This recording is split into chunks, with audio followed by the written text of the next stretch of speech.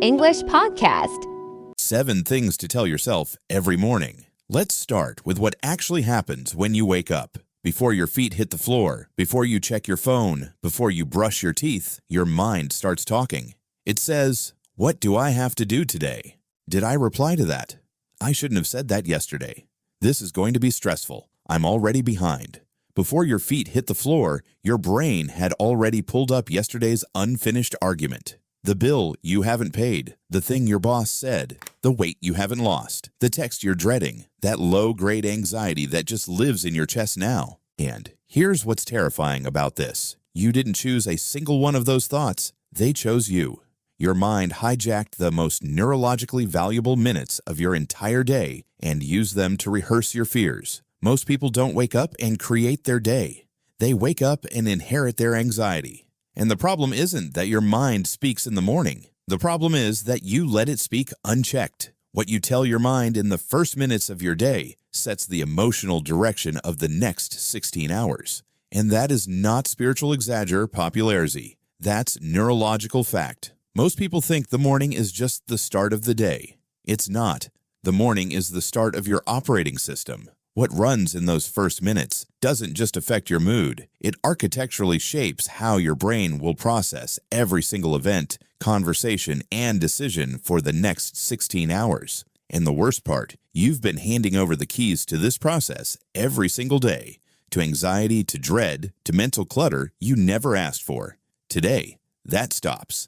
By the end of this video, I'm going to give you 7 things to tell your mind every morning. And I want you to wait till the last one because each one is propulsive and helps the one before. Now I need to be clear about something before we go any further. This is not positive thinking. This is not stand in front of a mirror and say, "I am rich and abundant until the universe delivers." These are not affirmations. They're not, "I am a powerful manifesting being of light." I'm talking about specific cognitive instructions, each one backed by peer-reviewed neuroscience and ancient wisdom that understood the architecture of the mind thousands of years before we had brain scanners. The affirmation approach can fail because your brain has a built-in nonsense detector, the anterior cingulate cortex. And when you say something you don't actually believe, it flags the contradiction and creates more internal resistance, not less. Studies from the University of Waterloo found that people with low self-esteem who repeated positive affirmations actually felt worse afterwards, not better. So I'm not asking you to lie to yourself. What I'm asking you to recognize is that you are already talking to yourself every single morning, nonstop.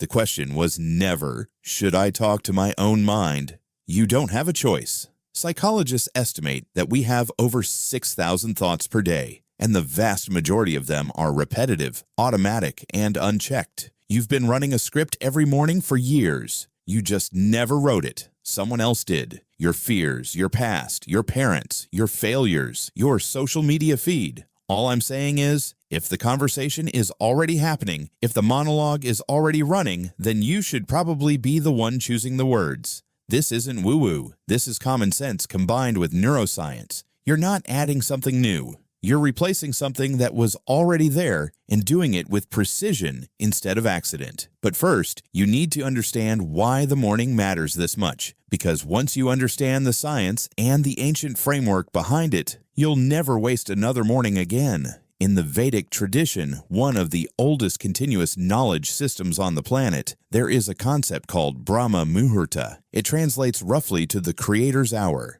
It refers to the period approximately 90 minutes before sunrise, but the broader principle extends to the first hours of waking. The ancient texts, including the Ashtanga Hridaya and the Karaka Samhita, foundational texts of Ayurvedic medicine dating back over 5,000 years, prescribe this period as the single most important window for shaping the mind. Not because of mysticism, because of observation. Here's what happens in those first quiet minutes. When you wake up, your brain isn't just booting up. It's entering a special window where the usual filters aren't fully online yet. Those first 20 to 30 minutes are a kind of mental twilight zone where your subconscious is still close to the surface and your emotions are a little more raw. That's why the moments before you check your phone or scroll through anything at all matter so much. What you feed your mind in that soft, open state will echo through the rest of your day. Most people use this time to jump straight into reactions.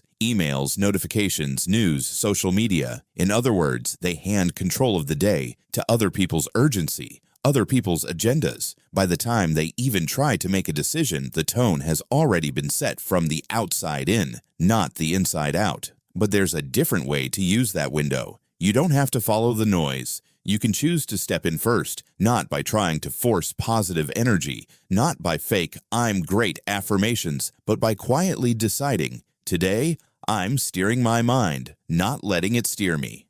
Step 1. Make your voice louder than your worries. Before your feet hit the floor, there's always a loud, familiar soundtrack playing in the background. That thing you should have said. That text you should have replied to. That failure from last week that still feels like it's sitting on your chest. Your brain loves unresolved loops because, neurologically, they create tension it wants to resolve. So when you wake up, your mind pulls them up automatically, like it's trying to finish unfinished business. Instead of letting it have the first word, you can choose to speak first, not with manifesting buzzwords, but with a clear, grounded instruction. Something simple and honest like, I'm awake, I'm here, I'm choosing what to pay attention to, not just reacting. Saying that internally or even quietly out loud creates what cognitive scientists call a pattern interrupt. It disrupts the automatic bottom-up cycle of worry and anxiety and inserts a moment of top-down clarity. That tiny pause changes the starting direction of your day. Step 2. You are not your yesterday. One of the most powerful insights from neuroscience is that you literally aren't the same brain you were 24 hours ago. After a night's sleep, your brain reorganizes itself. Some connections get stronger, some weaken, and new pathways are built. You're not just mentally changed, you're physically different. Yet emotionally, many of us still speak to ourselves the way we did years ago. I'm the person who always fails. I'm the person who isn't good with mornings. I'm the one who always gets overwhelmed. The problem? That story is out of date. Psychology calls this cognitive reappraisal and updating how you interpret your experiences before they harden into identity. When you say, yesterday wasn't me, today's version is flexible and capable, you're not lying to yourself. You're simply aligning your self-talk with the fact that your brain is always changing. A simple way to do this in the morning. Take 3 slow breaths. On each exhale, consciously let go of one weight from yesterday, a mistake, a regret, a missed moment. Then say, that version of me experienced that. This version has options those ones didn't even know existed. Do this for a couple of weeks, and you'll notice something subtle but powerful. Your mind doesn't come at you with the same frequency of old regrets every single morning. Step 3. Your attention is a limited, precious resource. Most people treat attention like an unlimited app. They assume they can keep checking messages, scrolling feeds, and jumping between tasks without any real cost. But your brain doesn't work that way. Attention is a finite neurochemical resource. It's governed by systems in your brain that decide what deserves your focus and what slips into the background. Every time you react to a notification, every time you chase your own thoughts in circles, you're spending from that limited budget. Studies show it can take over 20 minutes to get back into deep focus after a single interruption. That's not a weakness. That's your brain needing to reload. Nowhere is this more obvious than the first hour of your day. Your phone, with its endless pings and rewards, is designed like a slot machine, random, unpredictable, and addictive. If you give it access in that first fragile window, you're letting a system engineered to capture your attention decide the tone of your day. Instead, you can protect those minutes. For example, don't touch your phone for the first 30 to 60 minutes. Write down your 3 main priorities for the day, not 10, not 20. Physically, put your phone in another room or use a separate alarm clock. When you do that, you're not being disciplined in a harsh way. You're simply making sure you are the one in the driver's seat, not your notifications. Step 4. Don't rehearse problems that don't exist yet. A deeply destructive mental habit is using today to prepare for tomorrow's imagined disasters. You mentally replay conversations that haven't happened, plan for confrontations that might never occur, and stress test futures that only exist in your head. Research shows that the human mind spends a huge portion of its time wandering, and that wandering is closely tied to unhappiness. Your brain literally doesn't distinguish between projected stress and real stress in the moment. So when you visualize a difficult conversation, your amygdala fires, your cortisol rises, and your body reacts like the threat is real, even though the only thing that's real is your imagination. This doesn't mean you should never plan. It means you should stop living in an invented future. A helpful trick is temporal labeling. When you catch yourself spiraling into what if, name it. This is a future thought. I'm actually in the present.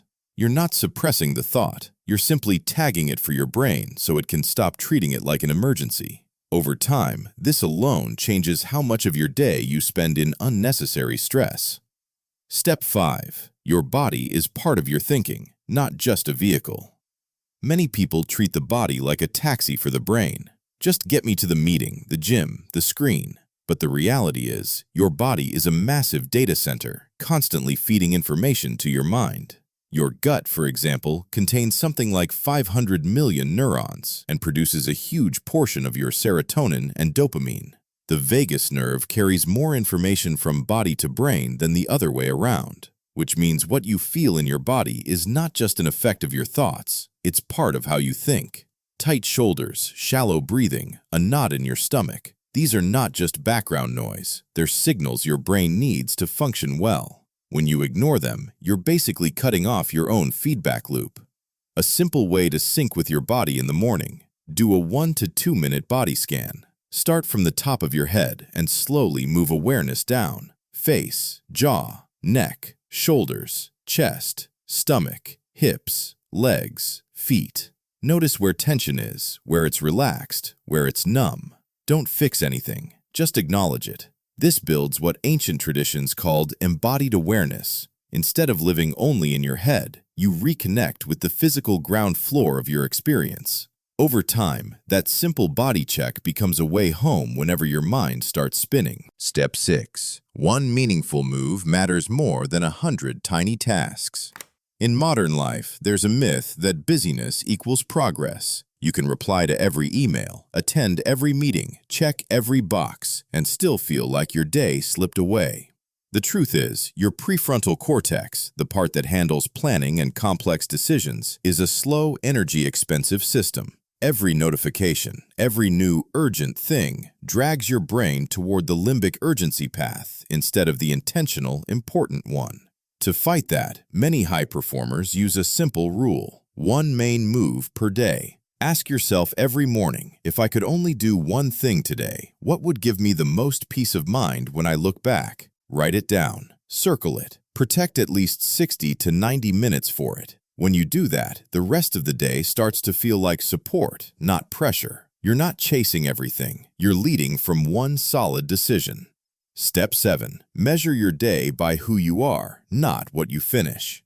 Modern culture teaches us to measure the day by output. Did I do everything on my list? Did I perform well enough? Did I get enough done? The problem with that is, it ties your self-worth to results, and results are never fully in your control. Failures then feel like personal defeats, and good days feel fragile. Psychology shows that people who focus on process, growth, and effort handle setbacks much better than those who chase only outcomes. Ancient wisdom, from Stoicism to Eastern philosophies, often says something similar. You are entitled to your effort, not to the result. That's not passive, it's practical. It means you pour your full attention, intention, and integrity into the action, and you let the outcome handle itself. You can translate that into one simple daily rule. At the start of your day, choose one quality you want to embody: patience, courage, honesty, calm, focus. Write it somewhere visible. Before decisions, ask, would a patient person do this? Would a calm person reply this way?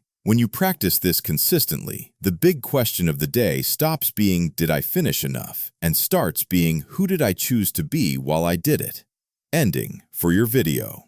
Every serious tradition in history that cared about the human mind, from ancient Ayurveda to modern neuroscience, has noticed one thing: The morning is not just the start of the day, it's the foundation of the self on any given day. Your brain is most receptive, most malleable, and most consequential in those first waking minutes. So the real question isn't what your day will look like. The question is, who's in charge? For most of your life, the answer has probably been anxiety, habit, or the noise of your phone. Starting tomorrow, it can be you, not because you chant a magical phrase, but because you use your brain's own structure to guide it, instead of letting it guide you. If you enjoyed this, you'll probably also like deep dives into how small, daily mental habits slowly rewire your brain over time. Because true change doesn't come from dramatic moments. It comes from what you tell yourself every morning and how seriously you take those quiet minutes. If you got value from this, smash that thumbs up, drop a comment. What's your morning routine? Share with a friend who needs this, and subscribe for next week's Mind Reset video.